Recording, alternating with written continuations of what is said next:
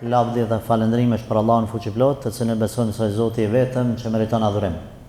Salavatet dhe selamet e dërgojmë pejgamberit fundit Muhammed Mustafa sallallahu alaihi wasallam, familjes, shokëve dhe gjithë besimtarëve që me dinjitet e ndjekin në rrugën e tij deri në kiamet. Të dashur vëllezër, duke pas parasysh se Allahu xhalla shanuhu na obligon me u përkujdes njeriu për vatanin e vet. Një prej momenteve apo prej formave dhe rrethonave ku njeriu edhe duhet ka pushkën edhe t'ia drejtoj armikut. Edhe prej momenteve kur nuk duhet me bë plan, a ka me shpëtu, a ka me dek, është edhe me mbrojt atë dheun. Me mbrojt vatanin. Prandaj edhe kjo është arsyeja pse fetarët, hoxhallarët ndër shekuj gjithmonë njëmkon ata që i kanë dalë Zot atë dheut. Edhe munafikët dyftyrçat veç masi o rregullu çdo sen, janë mundu me marrë ata kinë se flamurin. Sepse kanë thonë metalet e çmueshme vlerësohen edhe vrehen në vështirësi. Prandaj edhe ari është i vlefshëm masi të hynë në përzjarë dhe të pastrohet. Kështu Allahu xhalla shanuhu i pastron edhe i qet në shesh edhe besimtarët. Kjo është edhe sebeb pse njeriu për vatanin e vet nuk duhet më udhimtë edhe jeta. E një për atyre gjërave të rëndësishme të këtij venit, këtij dheu, të këtij populli është edhe shpallja e pavarësisë në 28 nëntor 1912, ku në atë kohë njerëzit apo shtetet e caktuara ishin bërë çështë lakmitare për këto toka, sa donin me çdo kusht sa të mujnë më shumë me marrë prej tyne. Njëjtë sikurse qemt kur e gjojnë një in me ushqim, edhe mundohen gjithë secili sa më shpejt me kap prej saj. Dhe në atë kohë qohën burrat që kanë dashur këtë vatan, bile edhe prej më herët, që me shpall shtetin shqiptar, që mos me u coptu më shumë edhe mos me marrë gjithë secili sipas dëshirave të veta.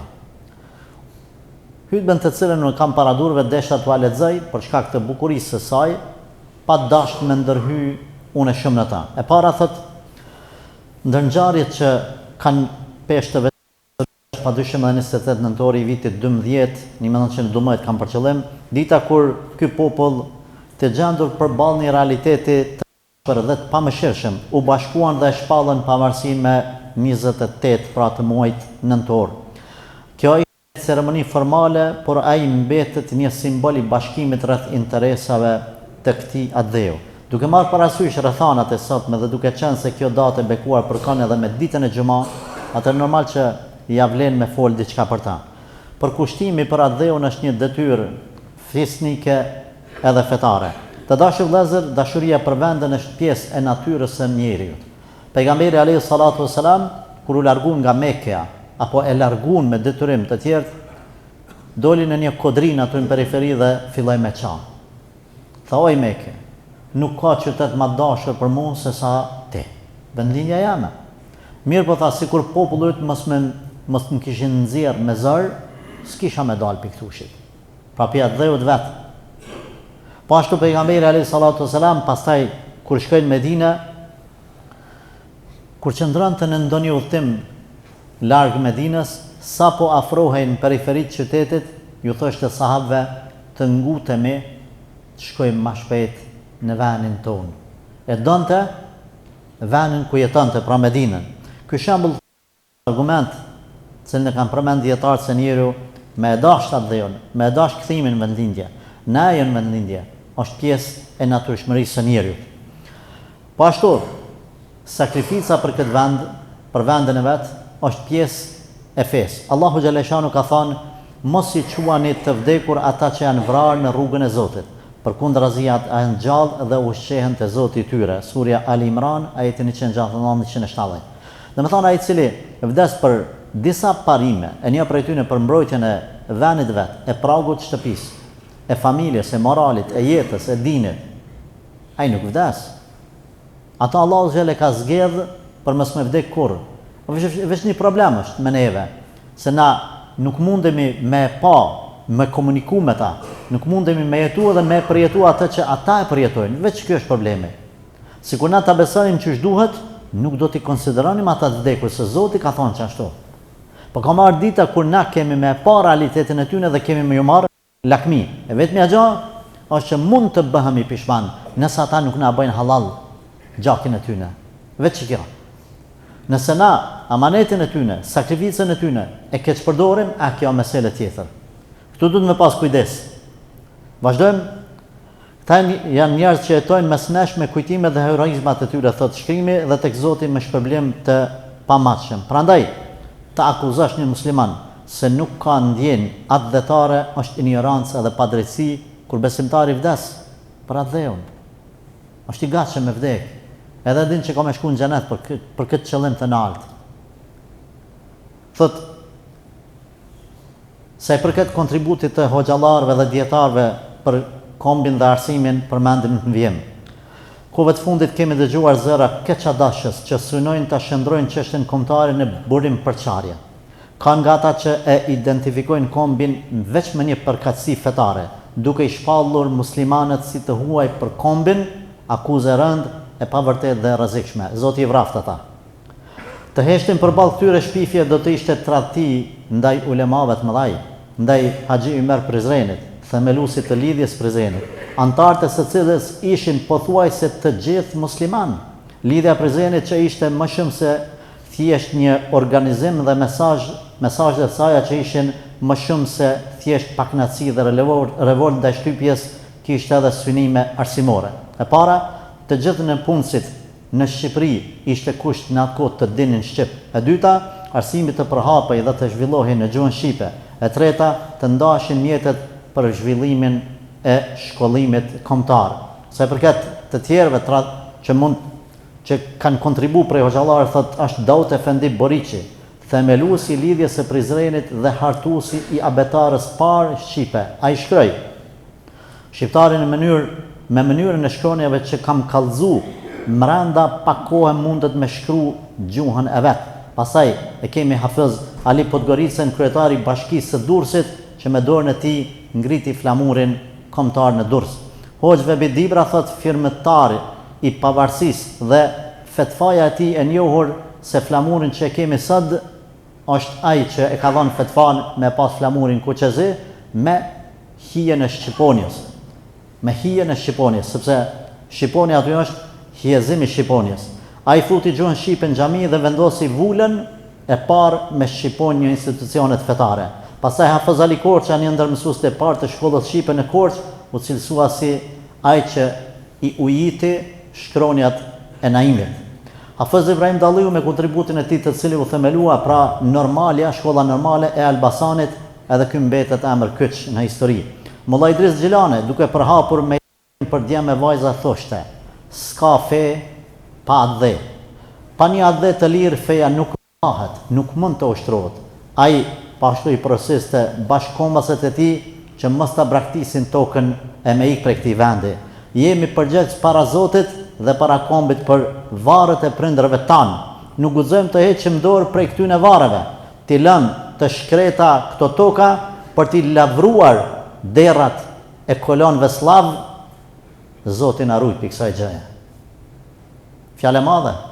Keni kujdes. Në Kur'an na ka bërë përgjegjës Allahu për vatanin dhe për rujtjen e kësaj toke.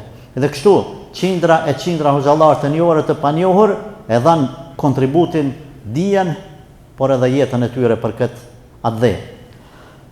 Sa i përket një këshill të Haxhi Vebi Dibrës për stabilitetin shoqëror dhe politik, thoshte: hoxhallar tanë kanë lënë trashëgimi të çmuar në urtësinë dhe mendimin politik. Ai thoshte: armiku të adheut i pritet hovi e guzimi kur na shet të bashkuar për qëllime të larta. Në altësimin e parimin një vendi varet nga qetësia e brendshme. Pra nëse na mbrana vetës e dojmë njëri tjetrin, nuk përlahemi, në për debate nuk hahemi, e nuk kacafytemi, e nuk akuzojmë njëri tjetrin për një karrik, atëherë armiku ka me thonë ka dalë se kamera na dynë e diçka. Nëse mbrana jemi të përçam, ky dietar, ky hoxh Vebi Dibra, atëherë dihet se ai prej jashtë nuk tutet prej neve. Atje ku mungon qetësia, nuk mund të përparoj industria, tregtia e burimet e tjera ekonomike që e lumturojnë një popull. Para një shekull e ka thonë këtë fjalë ky dietar. Prandaj thot, qytetarët të jenë në qendër të politikës, duke synuar të sigurojnë jetë më të mirë. Po ashtu thot, popullin tënd e ke me të merituarin për t'i shërby. Pra me shërby atë dheut vatanit popullit e jo dikuj tjetër. Do të japim llogarinë botën tjetër, prandaj detyrën duhet ta kryjmë me sinqeritet e përkushtim. Dhe për fund, vëllezër xhamatllin të nderuar, 28 nëntori duhet na kujtoj përgjegjësinë që kemi ndaj trojeve tona, ndaj gjuhës, kulturës, bashkimit, unitetit dhe të armës të brezave të rinj.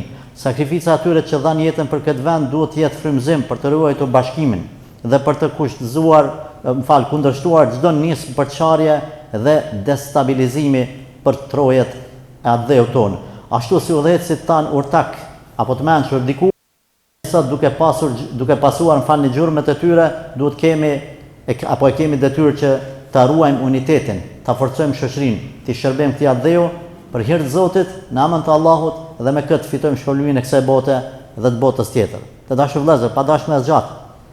Mesazhi i kësaj hutbe është si të kaluarën, ashtu sot, ashtu edhe nesër na duhet t'ia ulëm emanet pasardhësve tan se obligim me mbrojt këtë dhe, më kanë shërbim të këtij dheu, mos me liu që askush me na përça, çdo ide përçarse, fyse, ofenduese me refuzu, mos me pranu.